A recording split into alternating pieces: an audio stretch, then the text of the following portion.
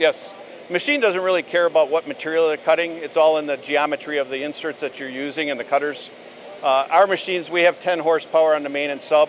We also offer 3 horsepower on the cross mill units, which nobody else offers. That is interesting. 1.5 horsepower is about the highest you're going to see on the competition's machines.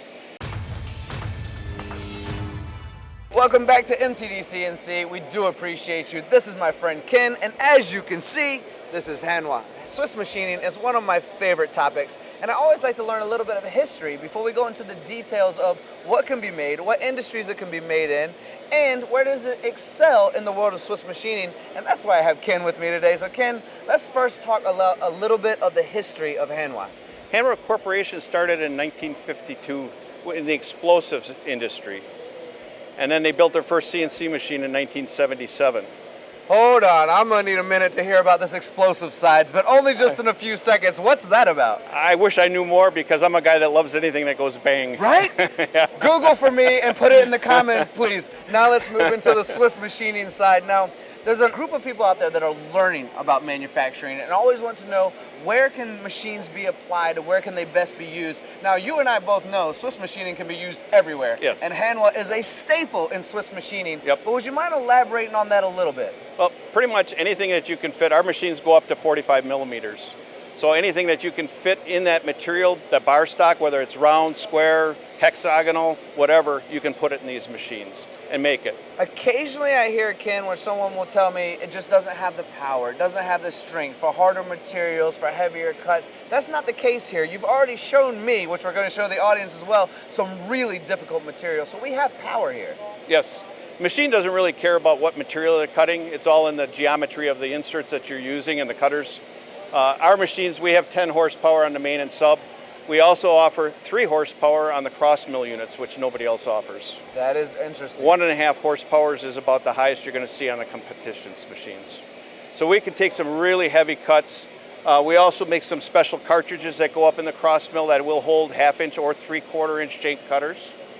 So we've run 1 inch diameter Iskar cutters in there, insertable cutters, and taken 1/8 inch cuts on a part at a time.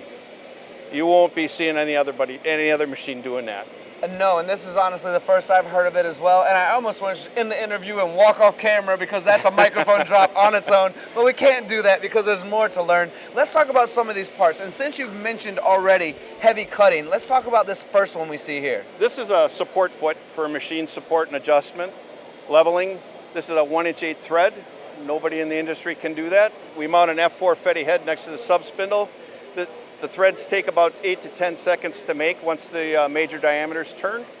We mill the hex on this, we mill the ball, cut it off, and eject it into the parts catcher. We love stories that nobody else can do. That's so right. Remember that, and that's what Ken is right. here for. Now, me personally, I am a big fan of talking about subjects that help people.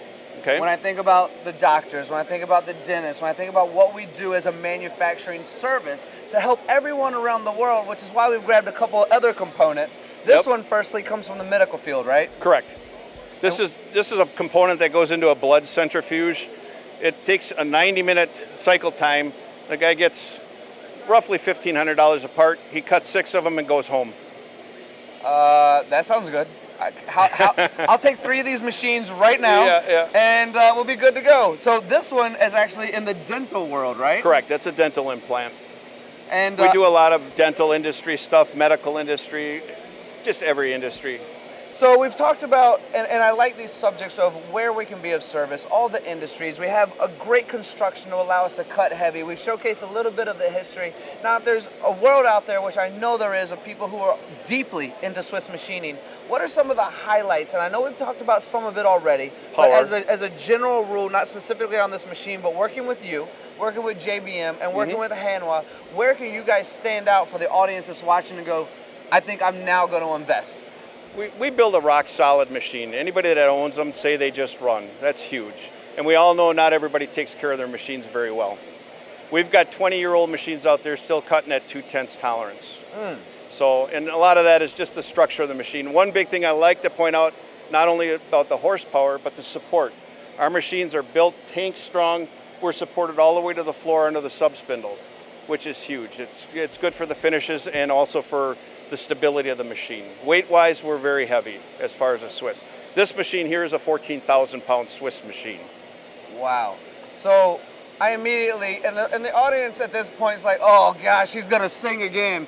But I did hear one time it's all about that bass. And Yep, you have it the is. bass and the construction, and that matters Yes. because that's what adds to, you said 20 years or more Right. with that tolerance and precision Correct. still being there. Correct. It comes from the bass up. Right. The whole structure of the machine for finishes and support, you just can't beat it. Nicely said. If you have questions, if you'd like to talk to Ken, if you'd like to talk to JBM, give them a call. Leave it in the comments with me, and I'll make sure Ken gets it as well. Thank you. I do appreciate it. You are a good man, a Thank you. gentleman, and Thank a you. scholar, and thank you all for watching.